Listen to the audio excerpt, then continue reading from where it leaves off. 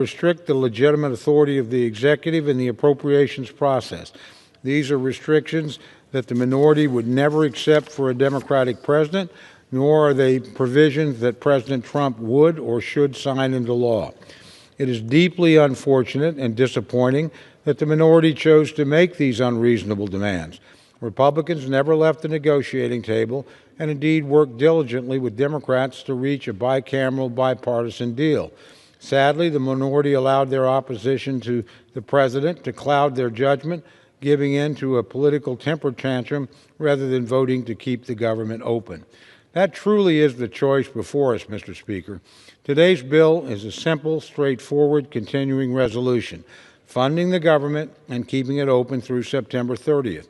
It maintains the status quo, providing flat funding for the government and including only legitimate anomalies. Importantly, this bill does not contain a single poison pill policy rider. It's a clean CR, fully funding our government. This includes our military and defense needs, and indeed we've accomplished this while also fully funding the Department of Defense, including the largest pay raise for junior enlisted personnel in over 40 years. We're also maintaining funding for other critical functions of government, including border defense, roads, parks, child care, water infrastructure projects, biomedical research, job training, and countless others. I know members have heard some fear-mongering about Social Security, Medicare, and Medicaid. This bill makes no changes to any of these programs, leaving them intact as is, and with the funding they need to operate through the end of the fiscal year. Let me say that again. There are no changes to Social Security, Medicare, and Medicaid, period. Mr. Speaker, the outcome of the fiscal year 2025 appropriations process is not what I wanted, but at the end of the day, it is significantly better than the alternative, a government shutdown. The choice is clear. Either members will vote for this bill and for keeping the government open, or they will vote to shut the government down. I know which option my constituents expect, and I know which I will choose. I urge all my colleagues to do the same. Vote for this bill. Vote to keep the government open and operating. Thank you, Mr. Speaker, and I reserve the balance of my time. Gentleman yields. Gentleman reserved. The gentlelady from Connecticut, Ms. Doyle, is recognized to debate the bill. Mr. Speaker, I yield myself such time as I may consume. Lady is recognized. Mr. Speaker, I am opposed to this one-year continuing resolution. It is not a simple stopgap that keeps the lights on, the doors open. This is Republican leadership handing over the keys of the government and a blank check to Elon Musk and to President Trump. As the White House has said, this bill creates more flexibility for this administration to continue to undermine the Constitution and the countless spending laws by stealing promised investments from American families, children, and businesses, unlawfully dismantling agencies, arbitrarily firing civil servants, and canceling union contracts. Read the Constitution, Article 1, Section 9, Clause 7. The power of the purse resides with the Congress and not with the executive, and in fact, the President has no legitimate authority from meddling in the appropriations process. Our colleagues across the aisle have gone to their districts. They witnessed rage from their constituents at these actions. They have been advised by their political consultants not to do town halls altogether. Why bother listening to the American people? It was President Lincoln who said, "Public sentiment is everything, and without it you can do nothing." They do not have public sentiment. So now what we should do? The answer should not be cutting non-defense programs by $15 billion and defense by $3 billion as compared to the Fiscal Responsibility Act agreement in 2025. They are in violation of the Fiscal Responsibility Act. There is an agreement with Senator Schumer, Speaker Johnson, We all voted for it here. But this is a violation, cuts non-defense $15 billion and defense by $3 billion. Why do they want to shortchange defense investments by $3 billion? I ask them. Not only is it bad for our military, there is a reason the Department of Defense has never operated for an entire year under a continuing resolution. And above all, it transfers more power to the administration to shut off and repurpose funding as they see fit. The will of the Congress and the people ignored. Elon Musk and President Trump would be able to fire thousands of employees. Yes, we do not oversee Social Security. That's in the purview of the Ways and Means Committee. However, we do have control over the administration of Social Security. And the President and Elon Musk would be able to fire thousands of employees at the Social Security Administration. Just witness, they're talking about 7,000 positions gone. What does that result in? Office closures, longer wait times, unacceptable backlogs for Americans trying to access their earned benefits. In effect, you remove the staff and the personnel, thereby crippling the agency to be able to do its job and, yes, to provide benefits. And it's nice if you can individually negotiate with the administration on your own to keep your Social Security office open. 47 are on the docket to get closed. If one stays open, why not all 47? The Army Corps of Engineers construction projects would be cut by $1.4 billion, 44%. And President Trump, not the Congress, would determine who gets the funding, what city, state, locality, and how much money that is there. Instead of helping address housing costs, the bill cuts rent subsidies by over $700 million. It leaves landlords to foot the bill or to evict. We will evict more than 32,000 households. This bill breaks promises to veterans. House Republicans wisely proposed $23 billion in advance funding for the Toxic Exposures Fund to care for veterans that were exposed to burn pits, Agent Orange, other toxic substances in their own bill. Their bill last summer was in there. We voted for the PACT Act on a bipartisan basis. But that $23 billion in advance funding has now disappeared. It is gone. We do advanced funding here. We do it with veterans programs, others. We do it with the Indian Health Service. We do it for public broadcasting. Why do we not want to do it for veterans' care and their health care and their treatment? Why? If I were a veteran and they said no to my advanced program, and we do advanced program funding, so issues like veterans' medical care doesn't get caught up in the political whims of this organization, of this body. Veterans today have to understand that that $23 billion for them is not there. There is uncertainty about that. And there's no emergency funding in this bill for disaster relief. It abandons American families who have had their lives turned upside down by extreme weather. You know, the funding for the disaster relief runs out in the spring.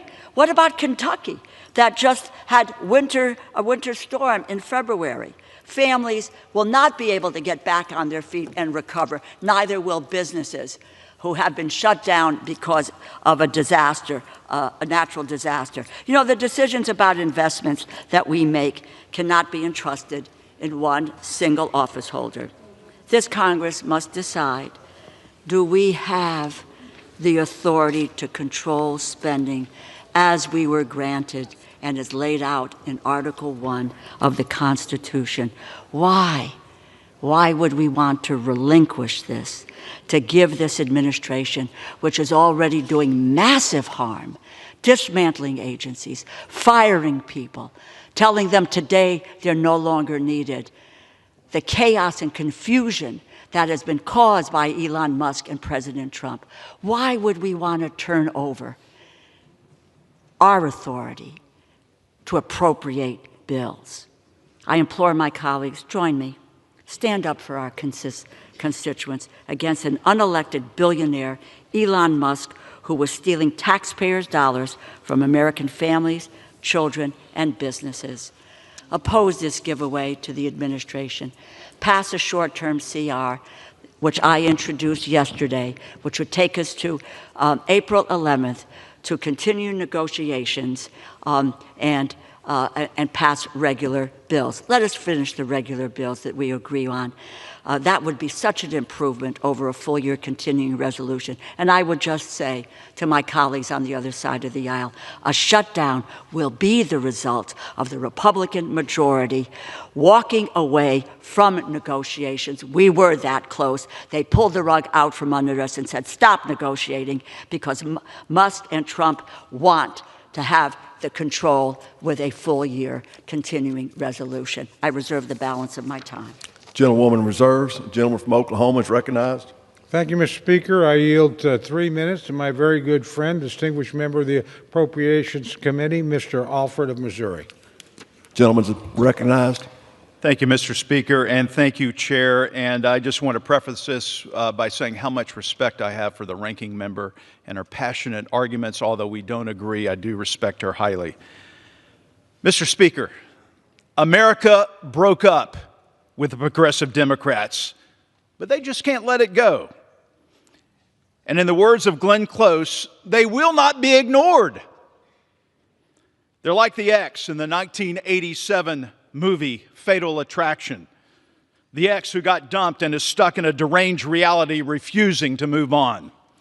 They're causing chaos, spreading mistruths, and doing everything they can to disrupt what the American people voted for, all because they cannot accept that their big government, open border, America Last agenda is over. We saw it just last week in this very chamber, Mr. Speaker. We see it when we go back home to try to have conversations with our constituents. It's quite simple. House Republicans are here to govern. We are passing a continuing resolution to keep America open for business, freeze wasteful spending, and secure our border.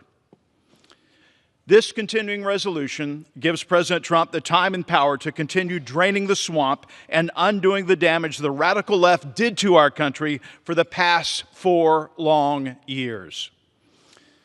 And what is the far left doing? Throwing a tantrum.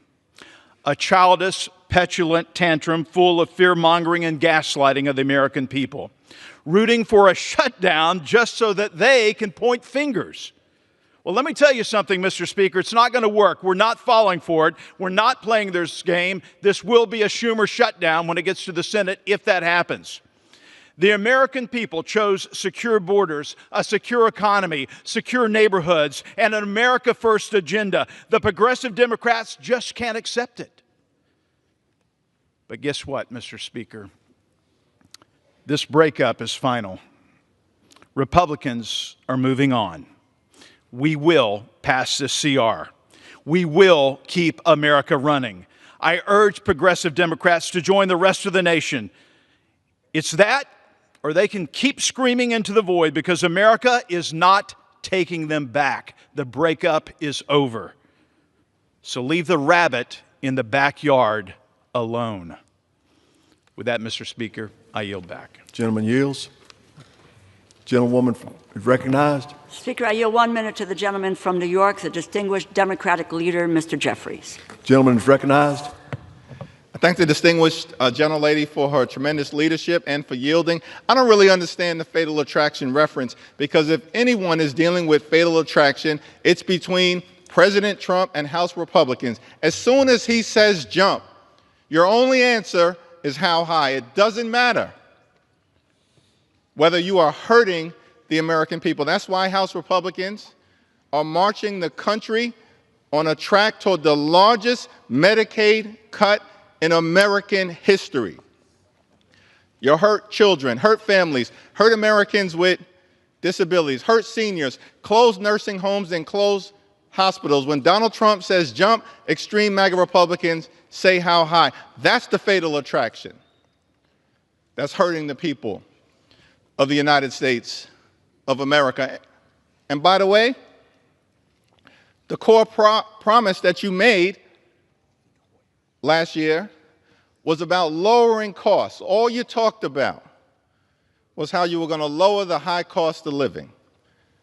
Democrats believe that America is too expensive. Housing costs are too high. Grocery costs are too high. Child care costs are too high. Utility costs are too high. And insurance costs are too high. America is too expensive. We believe that that, in fact, is the case. But Republicans have done nothing to lower the high cost of living. No bill, no executive order, no administrative action. That's the broken promise. We were told by President Trump that costs were going to go down on day one. Grocery prices haven't gone down, they've gone up. Inflation is up. You know what's going down? The stock market. Because President Trump and House Republicans are crashing the economy in real time and marching us to a possible Republican recession. That's what's confronting the American people. And so now we have this partisan, reckless spending bill that we're being asked to consider on the floor today. Bipartisan negotiations were underway.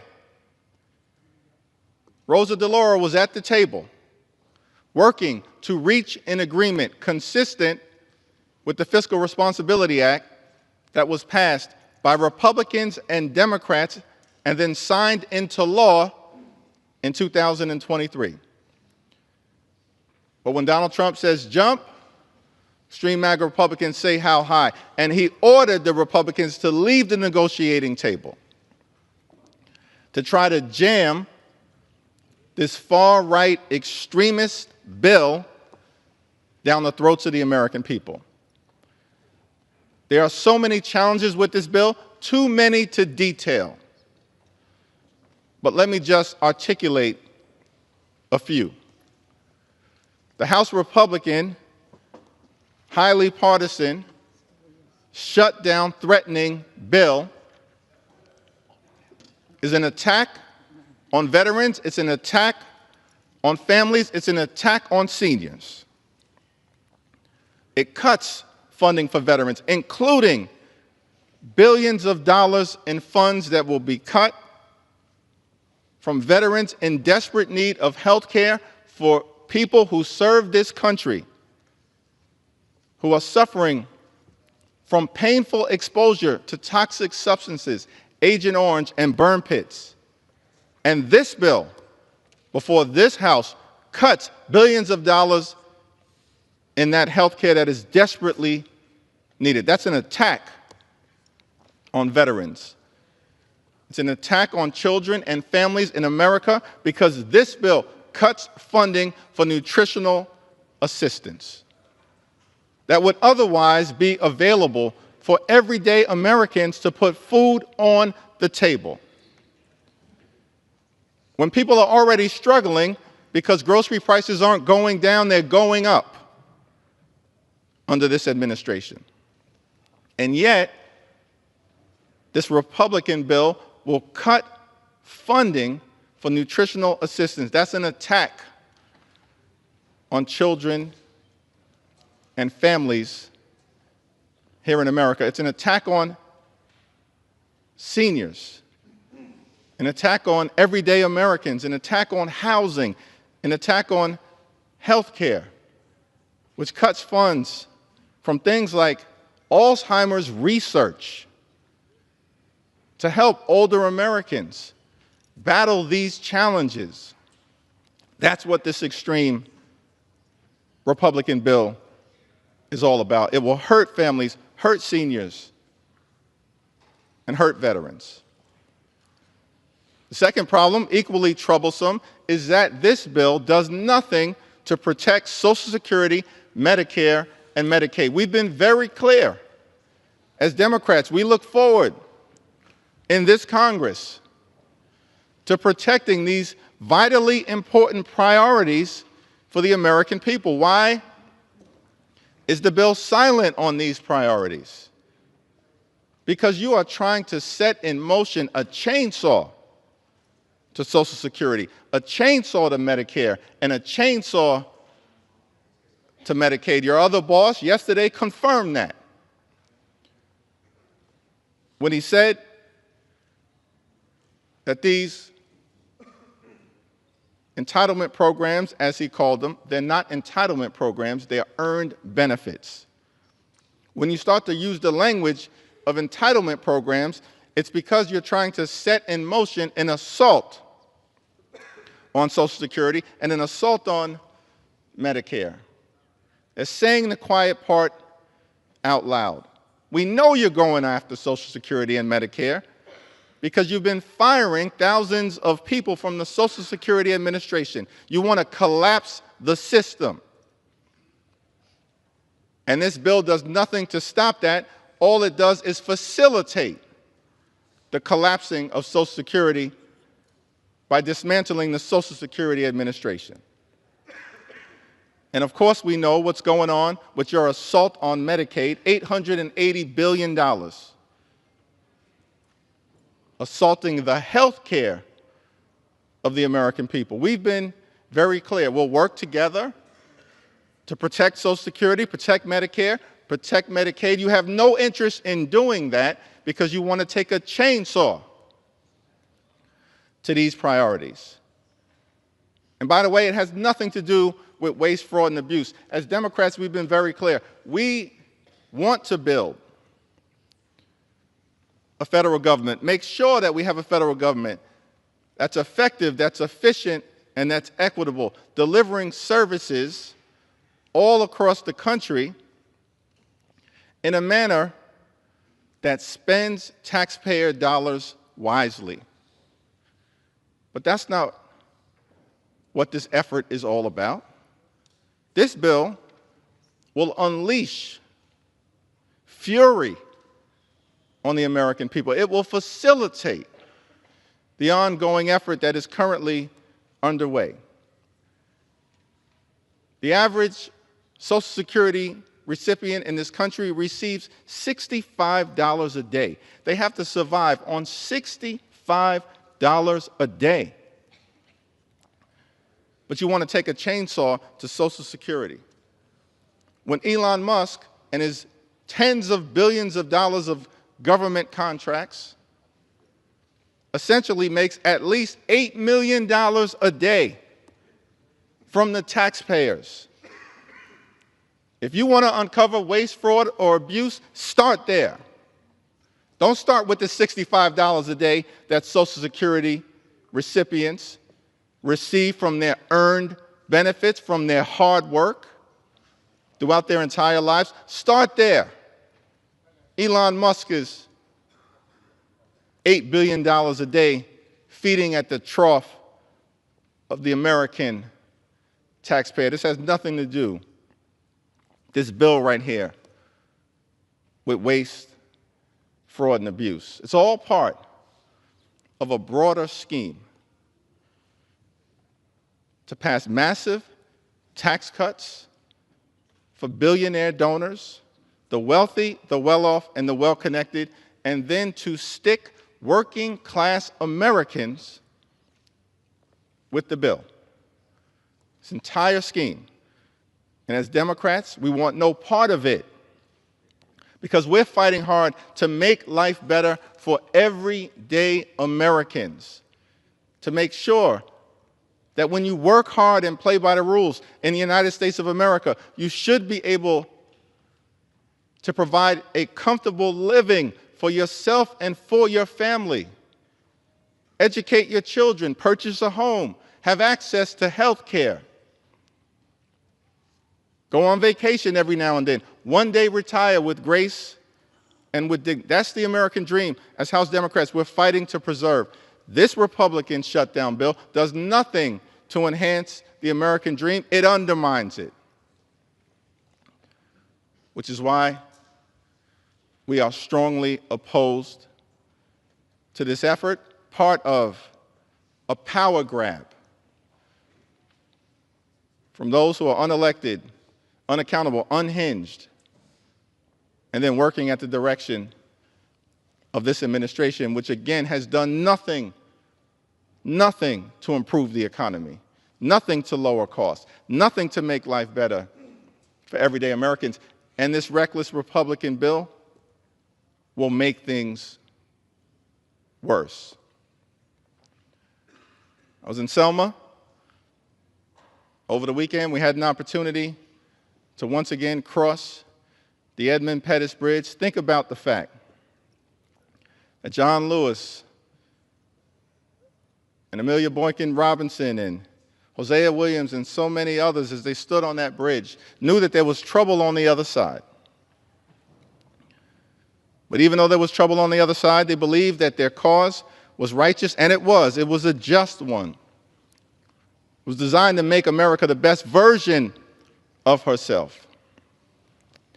And we stand here today, standing on their shoulders, continuing that effort. How do we make sure that the American dream is alive and well for everyone in every corner of America, throughout every community? And that's what House Democrats will continue to fight for. That's why we oppose this bill, this effort to hurt families and veterans and seniors and children and everyday Americans.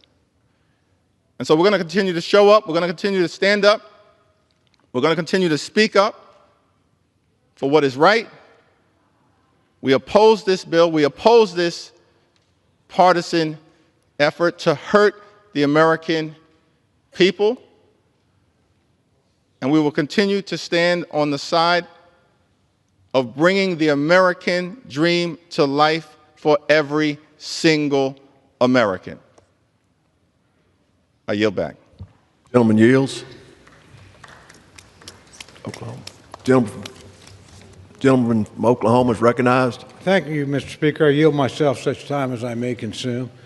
I have great respect for the Democratic leader and certainly great respect and personal friendship for a distinguished ranking member of the Appropriations Committee.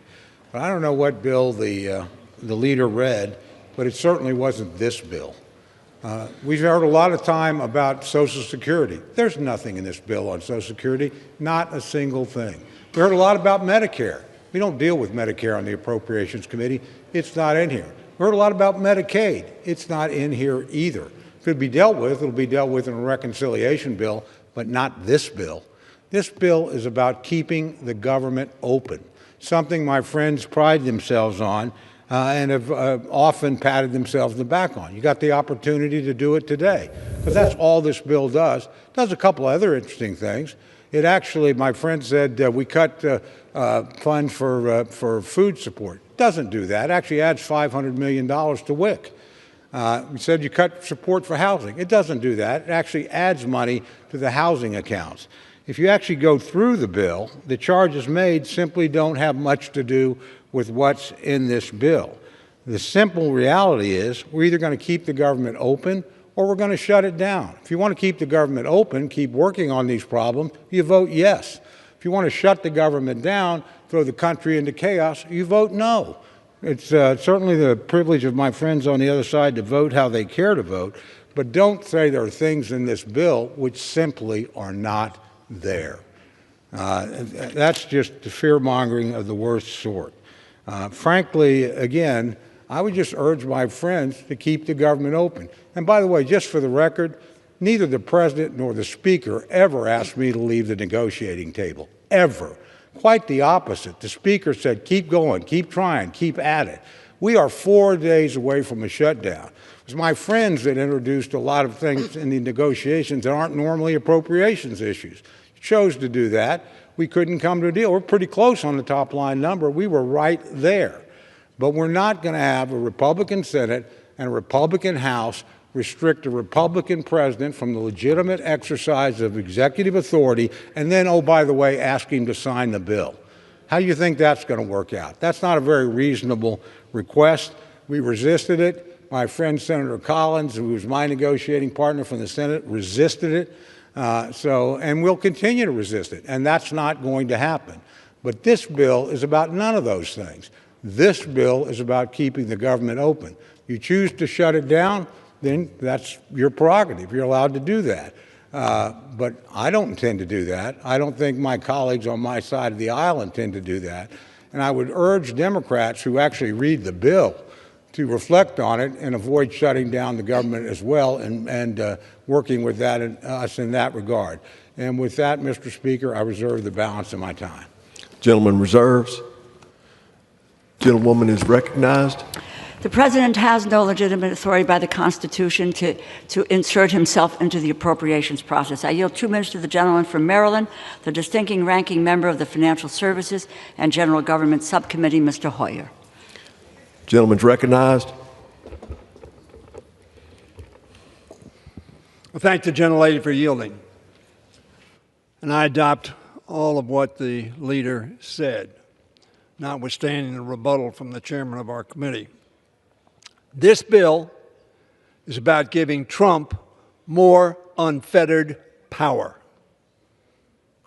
That's what this bill is about. This country is in crisis and chaos over the last 45 days plus days. And this bill will continue that process. The Congress, if it passes this bill, will have failed. We should have passed all of our bills by September 30th of last year. We didn't. We then passed, as some of the Republicans have said, some appropriation bills. All of them were partisan bills. This is a partisan bill. In a Congress that is that close, you would think that we would come together and work together. But one of our members said, if Trump says, pat our heads and jump up and down, that's what we'll do. Welcome to the pat our heads and jump up and down CR. A CR is failure. The majority puts forth its partisan CR that helps this administration dismantle vital services for the American people, outlined by our leader, rejecting any guardrails on these illegal and unconstitutional actions by Mr. Musk and Mr. Trump. That chainsaw that they want to take to federal employees and the federal government.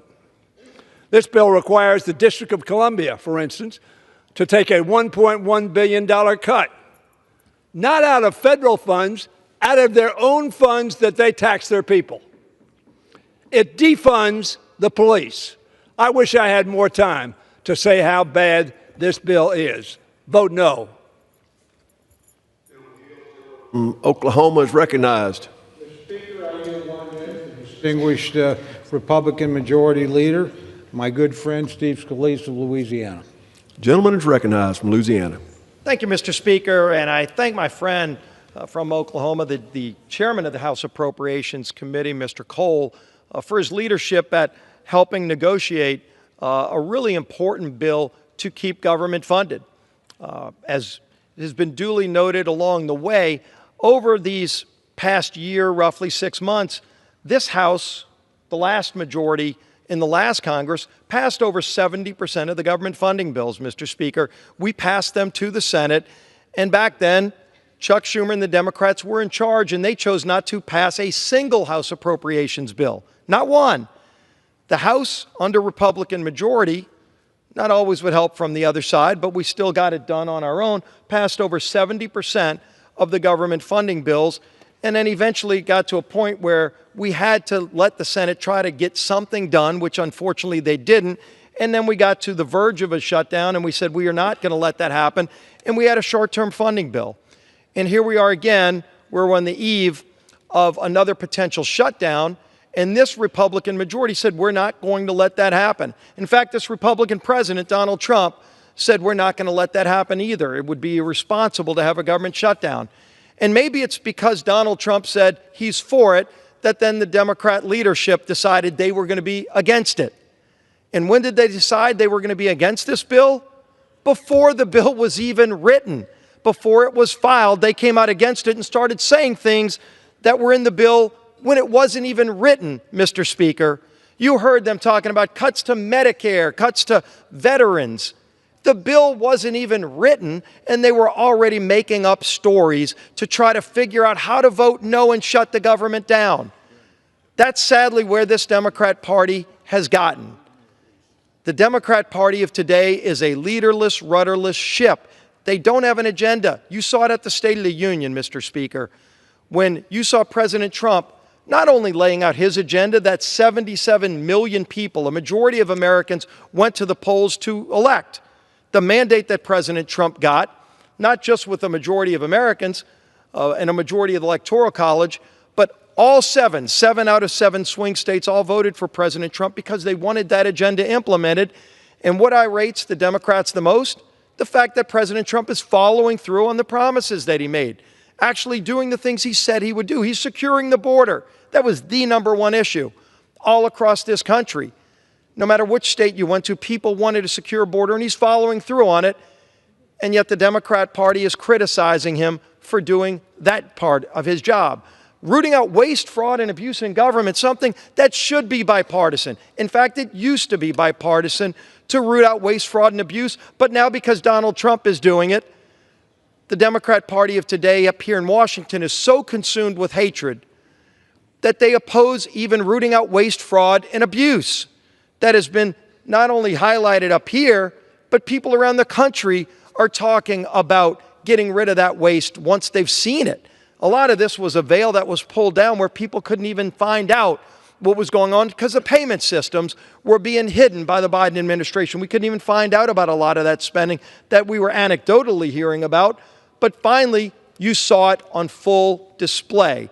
And it was so embarrassing that some of those employees have left. Fortunately, a lot of that taxpayer money that was being wasted is now being saved. And the money is being recouped so that we can shore up programs that work vitally for people. The president talked about Social Security, a program that we help protect. When you've got somebody that's listed as 300 years old in the Social Security system, that shows you the kind of fraud and abuse that's going on. And the fact that President Trump is willing to confront that and take it on so that people actually paid into the program their whole lives can get the benefits they deserve. That's what people elected President Trump and this majority on the Republican side to do. But you would think Democrats would want to join in and help accomplish that. And yet here they are on this floor talking about things that aren't even in the bill, trying to scare people, talking about cuts to veterans in the bill, and maybe because they just didn't read the bill. It's only 99 pages long. I would urge them to go read it. They might actually vote for this bill in the next hour because they'll realize, in fact, the cuts that they're talking about are not true. They're not in the bill. There's an increase for veterans in this bill. You know what else is in this bill, Mr. Speaker? And I want to applaud, again, the chairman of the Appropriations Committee and his members for negotiating something that's been needed for a long time, and that is the largest pay raise for our junior enlisted military personnel in over 40 years. Now, if somebody doesn't think our men and women in uniform deserve that pay raise, maybe they'll vote no. I'm proud to say I'm going to be voting yes to support our men and women in uniform who've been waiting for that raise and deserve it. How can you justify a no vote on that, Mr. Speaker? That's actually in the bill. As they talk all day about what's not in the bill, because they were against it before it was even written, if they actually read this bill, again, only 99 pages, it's a pretty quick read, you would find out that pay raise for our troops is in the bill. Stronger funding for our veterans is in the bill. But why are they voting no, you would ask? Just because the name of the president is Donald Trump. I think the people of this country are fed up with that kind of hatred that consumes people here in Washington. Again, when you watch the State of the Union address, and the president is not even talking about his agenda, he's introducing and paying tribute to a 13-year-old boy who just beat cancer. And they couldn't even stand up and applaud that on their side because of the person who said it. If the hatred is so consuming that you can't even support what's great about America, maybe you need to reevaluate what's important in doing these jobs. We are elected to represent the people, and if the president, no matter who he is or she is, has a great idea, you support it. There were a lot of things about Barack Obama's policies I disagreed with, Mr. Speaker. Yet when he said something that was good for America at a State of the Union, I stood up. We actually worked with the president. The chairman was part of that, Chairman Cole, in passing the 21st Century Cures Act, last bill that Barack Obama signed, to help put more funding into NIH so we could cure major diseases. We protect those gains in this bill. But if they're advocating to vote no, they're advocating for a government shutdown. It's a binary choice. It's not like there's a plan B behind door number 2, Mr. Speaker. So if the plan is to vote no, what you're really saying is you want to shut down the government. And I know a lot of Democrats, we all get to bring a guest to the State of the Union. And they get to sit up in the balcony. You've got the First Lady and the President's guests up there. Again, the 13-year-old boy who beat cancer. The widow of a slain police officer who was in the balcony that they would not even applaud and pay tribute to. But they were there too, but everybody else got to bring a guest. Most Democrats bragged that they were bringing federal workers as their guests.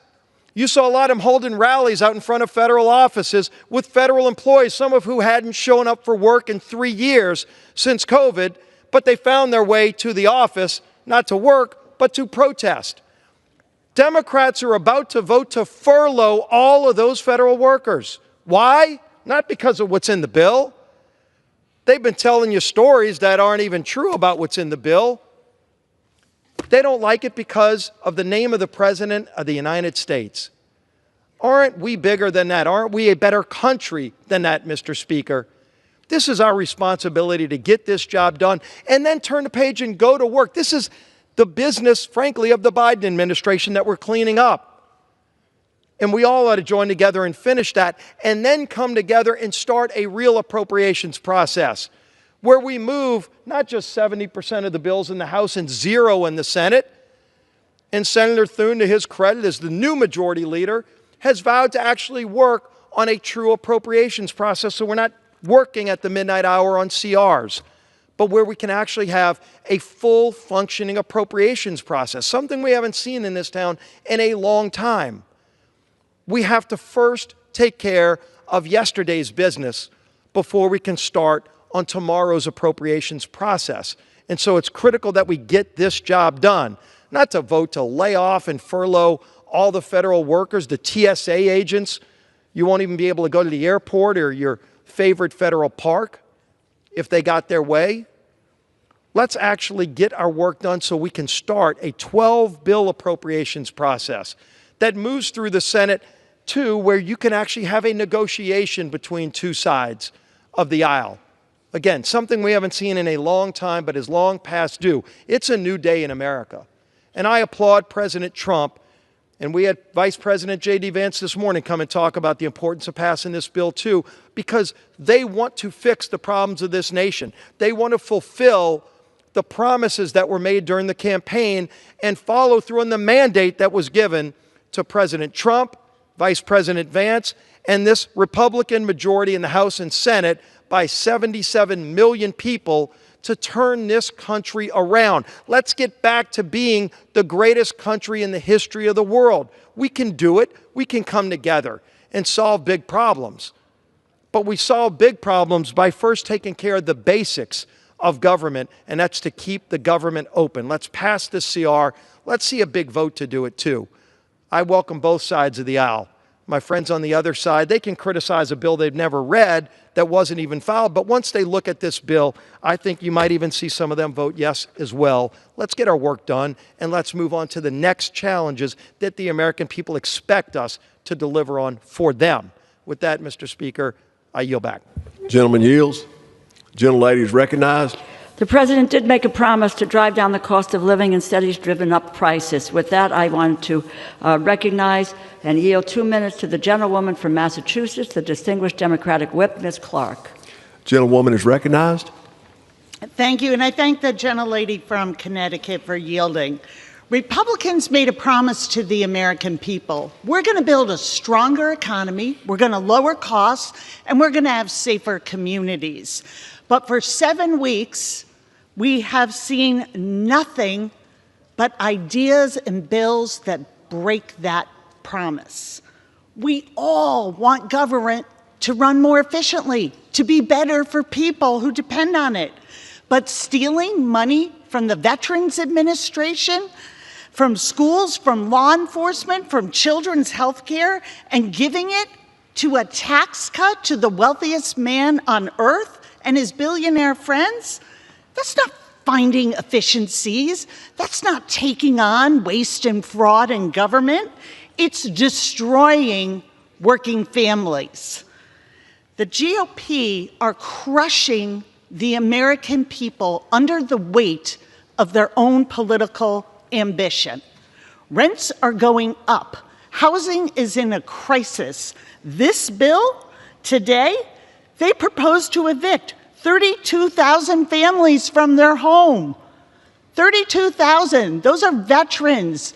Those are kids. Those are seniors. Those are domestic violence survivors. Eggs at my grocery store on Sunday were $8.49 a dozen. In this bill, you propose to take $27 million away from the inspectors who go out to our chicken farms who are fighting and trying to stop bird flu that is causing the spike in eggs. What kind of insanity is that? And then if we look at the budget overall, we've got health care spiking, and you want to cut Medicaid. That's the answer? Seniors' cost of living is out of control. And you're saying, let's run up the cost of prescription drugs. And as Elon told us directly this week, coming next, you want to eliminate Social Security. Give me more time. So if you feel this is the mandate that you have, you can do that on your own. Time's expired. Gentleman's recognized. Thank you very much, Mr. Speaker. I yield 3 minutes to my very good friend and senior member of the Appropriations Committee, the gentleman from Idaho, Mr. Simpson. Gentleman's recognized. I thank the chairman for yielding. And first, let me say I appreciate the work the chairman has done over the last several months, trying to get our regular appropriation bills done and then trying to get this CR finished when it became apparent we weren't going to be able to negotiate a top line yet. Something that we will continue to work on. But there's a lot of things that have been said on this floor that I have to say just aren't true. Not a different interpretation of the facts. They're just not true. There's nothing in here that cuts Social Security. There's nothing in here that cuts Medicare. There's nothing in here that cuts Medicaid. But yet I keep hearing that. That's the talking points that were created before this bill was actually written. It is difficult to write a year-long CR. First time I can remember it being done. It's almost harder writing that than it is writing the regular appropriation bills because we have to put anomalies in it. Things that have to be done as we move on with the regular funding. The reason I've been able to support this CR and will vote for it is because of the work that our chairman, Mr. Cole, has done with some of these anomalies that were absolutely necessary. In the interior arena, there were 4 anomalies that really needed to be addressed to get this CR done. One is it fully funds PILT payments, which is an estimated level of $600 million, $85 million above what was the current level. In Indian country, the CR increases funding for Indian health services to expand availability and direct health care services, funding the Bureau of Indian Affairs, BIA, BIE programs are held at 2024 enacted levels. The CR removes the 2024 earmarks with BIA and HIS, but the overall net effect on tribal programs is still a $25 million increase.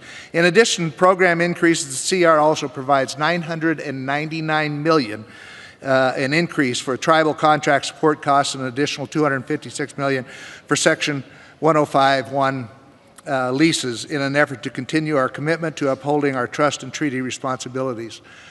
It also increases on a permanent basis the wildfire fighting fire pay.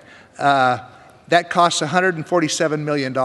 It actually saves us $20 million $27 million rather than just extending the one-year extension of the wildfire pay. And I think when we've seen those great jobs that wildfire fighters do for us, it's incredible what they do. We don't pay them enough now. And if you can make more flippin' burgers in California than you can fighting wildfires, then something's wrong. So this permanently fixes that for us. It's a very important bill.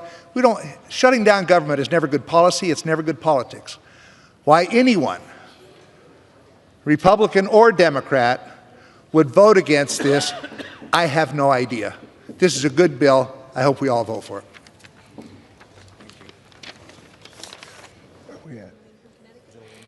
Gentlewoman is recognized from Connecticut. I yield 2 minutes to the gentlewoman from Ohio, the distinguished ranking member of the Energy and Water Subcommittee, Ms. Capter. Gentlewoman is recognized for 2 minutes.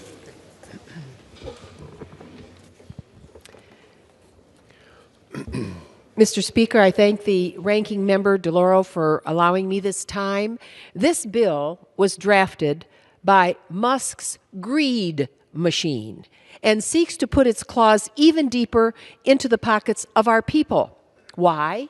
To extract the largest transfer of wealth from money they're taking from these bills, from middle class and working class people, and put it in the pockets of the top 1% who already own half of this country, a handful of people, so very wealthy. The top 1% of billionaires now own as much wealth as the bottom half of our population. That's what's going wrong, and I rise in strong opposition to this bill. Elon Musk and his Doge boys don't need Medicaid, Social Security, veterans benefits. Our Constitution assigns our legislative branch the responsibility to direct federal spending, not unelected billionaires and the 1%. In our subcommittee area of energy and water development, this Musk bill would stifle American prosperity by cutting nearly half of the Army Corps' budget. Musk and Trump don't know anything about public works and how essential the Army Corps is to our daily life in every district in this country and to economic growth. The greed machine wants to steal assets from America's people and put them in the pockets of billionaires at places like Mar-a-Lago. Oh, did I say that right? Mar-a-Lago, yeah. Okay. Now, finally, the greed machine is cutting a total of nearly $600 million in support for local law enforcement. That's nearly $600 million in cuts of local police, leaving the kitty dry. The greed machine is underfunding our local police. In opposing the bill, I stand with our people, not with the billionaires and their greed machine. Think about it. Why rob Main Street to dole out even bigger tax breaks and more contracts for the Mar-a-Lago crowd and billionaires whose crew haven't got a clue what working life is like for American men and women? It's overtime for them to pay their fair share. Vote no on this horrendous bill, and I yield back. Time's expired. Gentleman's recognized from Oklahoma. Thank you very much, Mr. Speaker. Mr. Speaker, I yield 2 minutes to my very good friend, distinguished gentleman from Florida and member of the Appropriations Committee, Mr. Rutherford. Mr. Rutherford, recognized. Thank you, Mr. Chairman. I appreciate you yielding, and, you know, I really appreciate all the hard work that got us here today. You know, Mr. Speaker, I have to tell you, as I sat here on this floor listening to the conversation, it reminded me of an old saying that my father had for many, many years. I heard this, that a lie can travel around the world 3 times before the truth can get up and put its pants on. Well, that was before the internet. So now, after what I've heard today, I would say it's probably more like 100 times a lie can travel around the world before the truth can get up and put its pants on. And I happen to know that House Republicans have been working diligently to fully fund the core federal government services so that President Trump and his administration can continue to identify the waste, fraud, and abuse of American tax dollars, protect our border, and support Americans, including our veterans, contrary to what you heard, our military families, first responders, of which I'm a former, and our seniors. Most importantly, by passing H.R. 1986, this continuing resolution, we are ensuring that a costly government shutdown does not fall upon the American public. It's our constitutional obligation in Congress to fund the federal government, and House Republicans are acting on that duty. Unfortunately, my colleagues on the other side of the aisle are not. House Democrat leadership came out in opposition to this bill and spread egregious falsehoods about what this bill does and does not do before it was even printed. You've heard that before. Let's be clear, this bill will not hurt law enforcement by slashing cops' grants, nor will it zero out the Toxic Exposure Fund for veterans. Instead, it's a clean bill that will extend funding and certainty for the American people. This bill would maintain government operations while responsibly cutting spending. Gentleman, additional 30 seconds. Gentleman is recognized. Thank you, Mr. Chairman. Protect Social Security, Medicaid, and Medicare recipients from unnecessary disruption and the confusion that comes along with a government shutdown, promote public safety, renew our commitment to supporting law enforcement officers, raise pay for our junior enlisted troops by the largest amount in 40 years, fund important nutritional assistance for mothers, infants, and children, and the list goes on. White House Democrats seem dead set on shutting down the government over their disdain for the commander-in-chief, no matter the cost to their own communities, and I am committed to passing this bill, and I urge my colleagues to do the same. I yield back. Gentlewoman is recognized. I yield 2 minutes to the gentlewoman from Minnesota, the distinguished ranking member of the Defense Subcommittee, Ms. McCollum. Gentlewoman is recognized. Mr. Speaker, I rise in strong opposition to this full-year continuing resolution. Let's call the CR what it is. It's a Republican majority abdicating our constitutional responsibilities.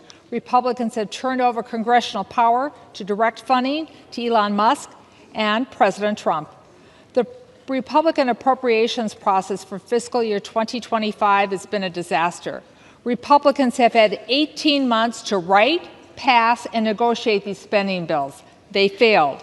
The Republican leadership never wanted to negotiate with Democrats with their slim majority in the House. Would have required. So here we are stuck with a full-year CR. Something that's never happened in the history of this nation. It's a complete failure to govern. Making things worse, the CR cuts $13 billion from domestic priorities that Americans rely on. I'll mention a few, like life-saving medical research at the NIH. Rent assistance for low-income working families are cut. Republicans failed to include $22 billion in advanced appropriation funding for the VA Toxic Exposure Fund. This jeopardizes the health of our veterans exposed to burn pits and, yes, Agent Orange. Community projects submitted by our constituents for police and first responders have also been eliminated by this bill. The Defense Department, the bill reduces DoD medical research by about 50%. It will obstruct the search for new cures for cancer and infectious diseases. Republicans also underfunded military training exercises, which will mean the readiness for our troops will be put at risk. They cut DoD technology research and development funding, which helps us keep our edge over our adversaries. Simply put, this CR is a disaster, and it did not have to be this way. The American people deserve better, and I urge my colleagues to vote no on this Republican failure. Gentlewoman from Connecticut reserves. Gentleman from Oklahoma is recognized. Thank you very much, Mr. Speaker. I yield 2 minutes to my very good friend and fellow member from Oklahoma, distinguished member of the Appropriations Committee, Ms. Weiss. Gentlelady is recognized. Thank you, Mr. Speaker. I rise today to urge my colleagues to support H.R. 1968, a clean continuing resolution which funds government through September 30, 2025. I think my colleagues on the other side of the aisle are confused about what is in this bill and what is not. They keep talking about impacts to mandatory spending, Social Security, Medicare, Medicaid. That is not in this bill. Just because you keep repeating the same dishonest talking points doesn't make it true. This legislation continues funding and prevents a government shutdown, which would have a devastating impact on my home state of Oklahoma and communities across the country.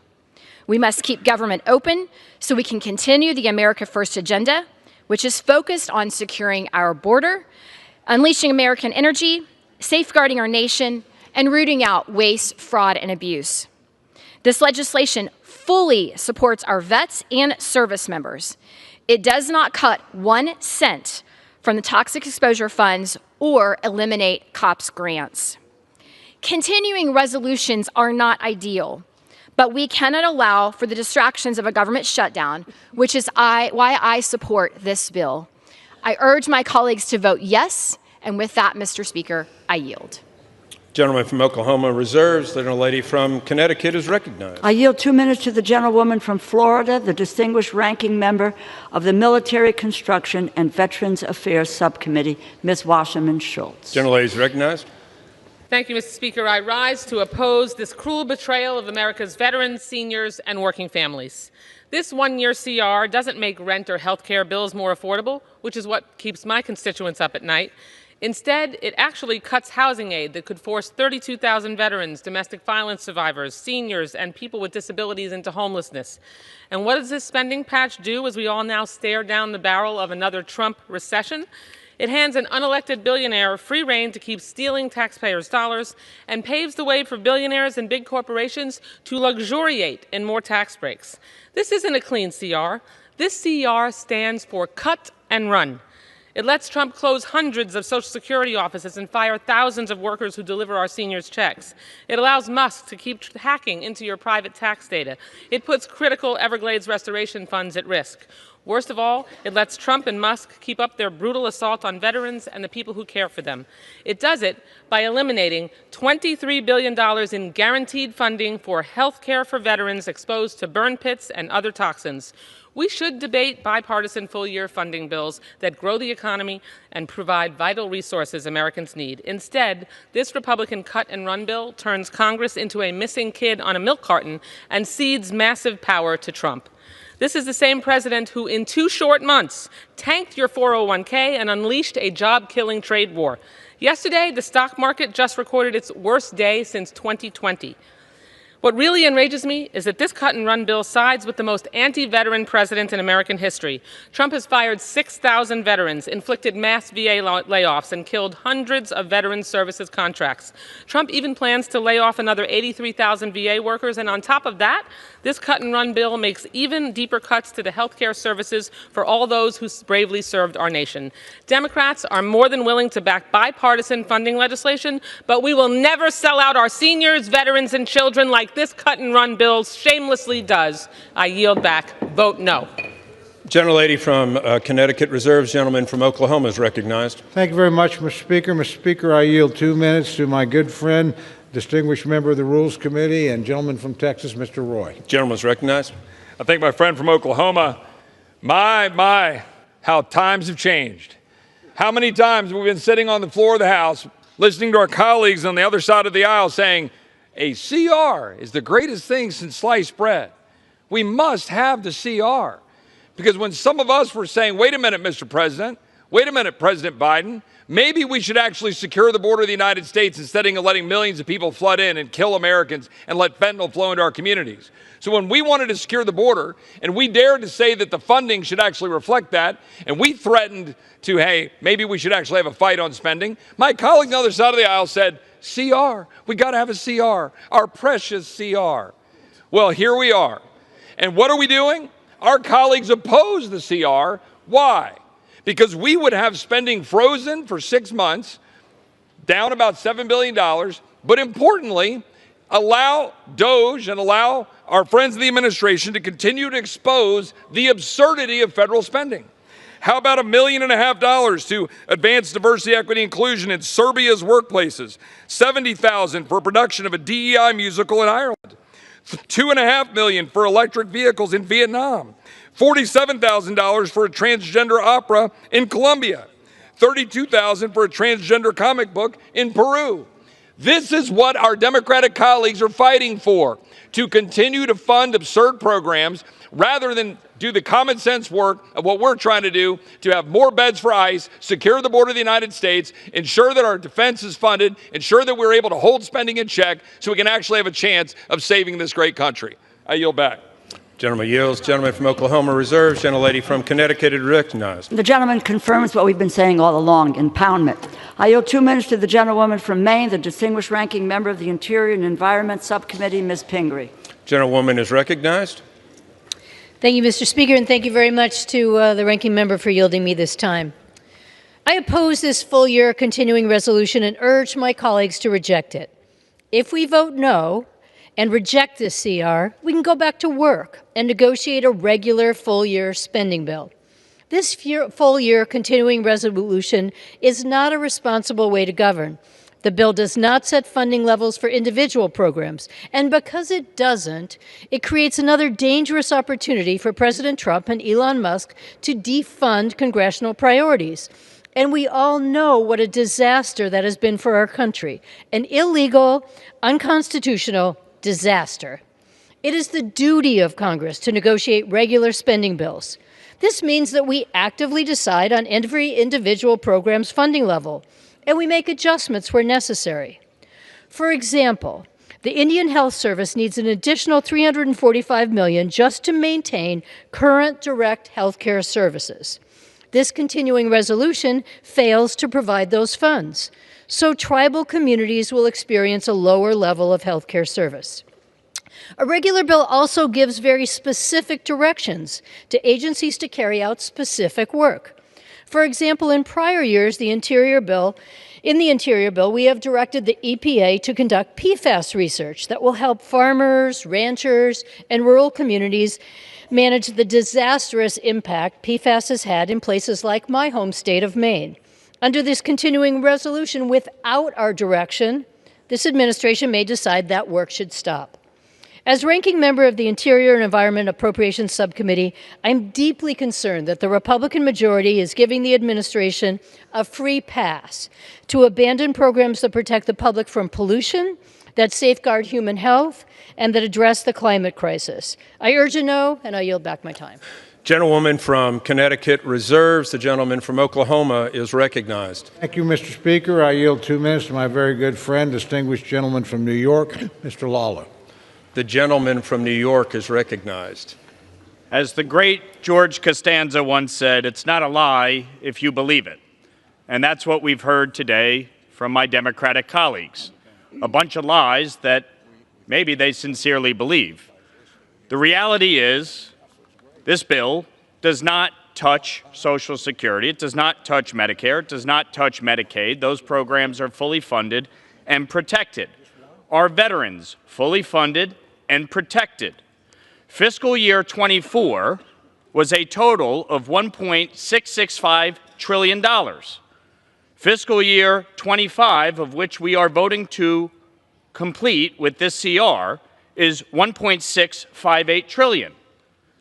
The reduction of $7 billion is because community project funding that has already been paid, already been approved as part of fiscal year 24, is not going to be double paid. So we are saving $7 billion by removing it, as it should be. Why would we pay for projects that have already been paid for?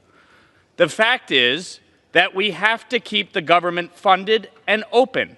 Why anyone would vote to shut the government down is beyond me. And when Joe Biden was president of the United States, I voted every time to keep the government funded and open.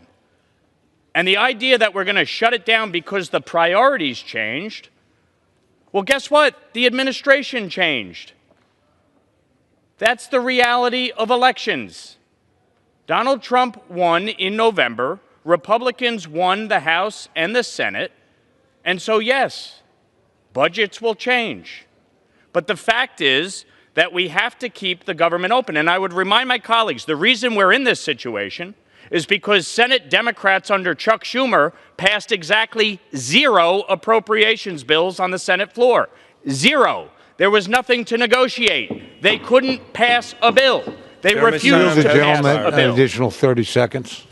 Thank you, Mr. Chairman. They refused to pass a bill. We passed appropriations bills on the floor last year. We were ready to conference. We were ready to negotiate.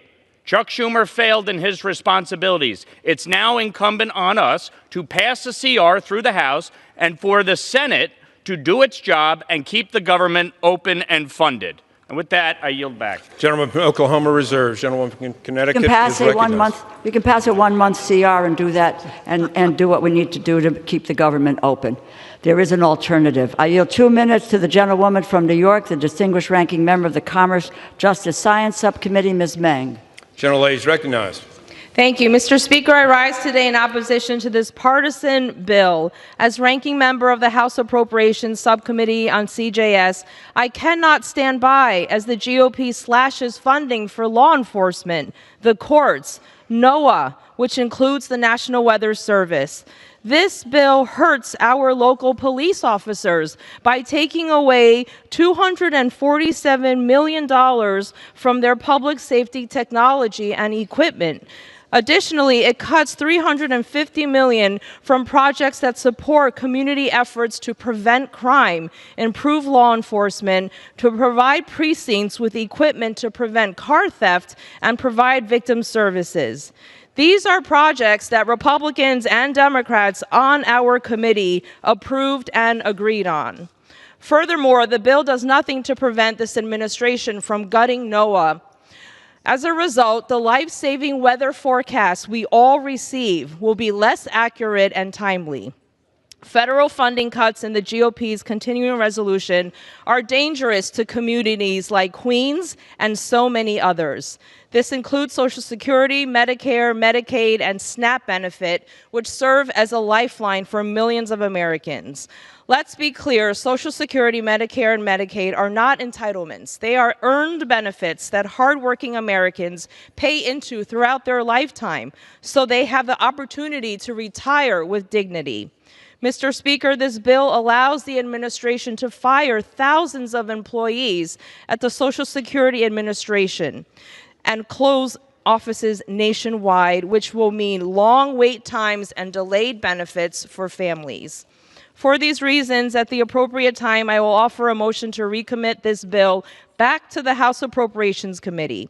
If the House rules permitted, I would have offered the motion with an important amendment to this bill. My amendment would prevent any law or executive action from eliminating, restricting, or reducing access to these programs lawfully owed to beneficiaries across the nation. I ask unanimous consent to insert into the record the text of this amendment. I yield back. Gentlelady, without objection. Gentlelady from Connecticut reserves. Gentleman from Oklahoma is recognized. Thank you very much, Mr. Speaker. Mr. Speaker, I yield 2 minutes to my very good friend, distinguished chairman of the Defense Appropriations Subcommittee, Mr. Calvert of California. Gentleman is recognized. I thank my good friend, the chairman of the full committee, Mr. Cole, who's done an excellent job of putting this continuing resolution together under difficult circumstances. The appropriators tried to come to an accommodation, but we weren't able to get there. So the best alternative we have today is this continuing resolution, which does good things for our country. It obviously keeps the government shutdown from happening, and the American people and fully funds our core government services. But something that I'm interested in, and I think most members are interested in, is our national security. This continues to fund our national security. It makes sure that the young men and women who serve our military, especially our enlisted soldiers, who are going to get a historic pay raise, the highest pay raise they've had in 40 years.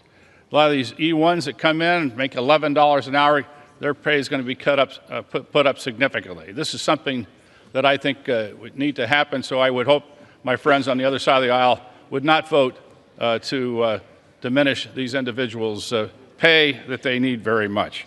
This also supports important weapon systems, the Virginia-class submarine, the Columbia submarine, shipbuilding across the United States, our satellite construction, rebuilding the ordnance for the United States that we need desperately. So a vote against that would stop all of that. And so to me, Mr. Speaker, this is an extremely important vote for our national security. I would hope that everyone would vote for that, vote for the continuing our government, and to make sure that these weapon systems are delivered on time for the American public. And with that, I yield back the balance of my time. The gentleman yields. The gentleman from Oklahoma is reserves, and the gentlewoman from Connecticut is recognized. Let's have the 1-month CR that's been introduced as an alternative and do the business of the House and pass appropriations bills. I yield 1 minute to the gentlewoman from Florida, the distinguished ranking member of the State and Foreign Operations Subcommittee, Ms. Frankel. The gentlelady is recognized. Thank you. Well, I'll tell you why I'm voting against this bill. It doesn't lower any of my constituents' costs. Instead, it gives the Trump administration free rein to continue its chaotic, lawless dismantling of U.S. influence in the world, gutting nearly all our humanitarian, development, security, and global health programs that constitute less than 1% of our federal budget. And